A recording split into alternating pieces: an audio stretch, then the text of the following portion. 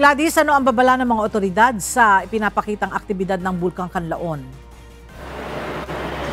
Ella, sa ngayon ay wala pa namang abiso mula sa OCD at sa DOST PHIVOLCS na kailangan nang iakyat sa mas mataas na alert status o alert level 4 ang Bulkang Kanlaon. Sa halip ay pinag-iingat ito ang publiko sa posibleng pagpatak ng mga abo na ibinubuga ng Bulkang Kanlaon, partikular sa bahagi ng La Castellana, La Carlota City at sa Baguio City.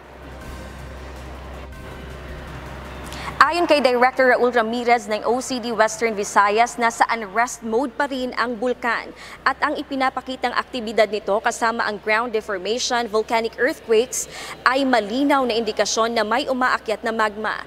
Nananatili ang panganib ng pagkakaroon ng magmatic eruption. Sa ngayon ay hindi pa rin ipinapayo ng OCD ang pagpapauwi sa mga evacuees sa paligid ng Bulkang Kanlaon.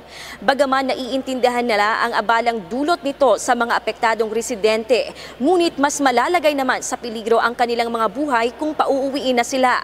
Lalo't anumang oras ay posibleng sumabog ang bulkan ng mas malakas. Sa pagsunod sa abisong ito, nais ng OCD na makagawa ng manageable situation. Lalo't libo-libong pamilya at individual ang pinag-uusapan. Kung papayagang makauwi ang mga evacuee at biglang pumutok ang bulkan, magiging chaotic at mas maraming tao ang madadamay at maaaring hindi nila makontrol ang sitwasyon.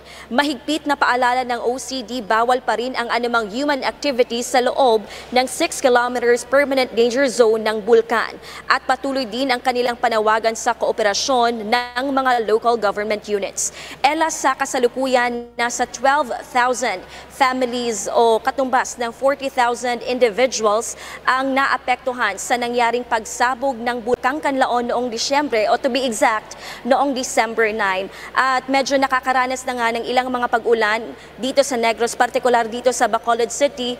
Ngunit una nang inihayag ng mga otoridad na wala pa namang nangyayaring lahar flow, Ella, dahil ang pagsabog ng bulkan noong December 9 ay konting materyales lamang ang inilabas nito at wala pa naman tayong nararanasang talagang malakas na pag-ulan dito sa Bacolod City.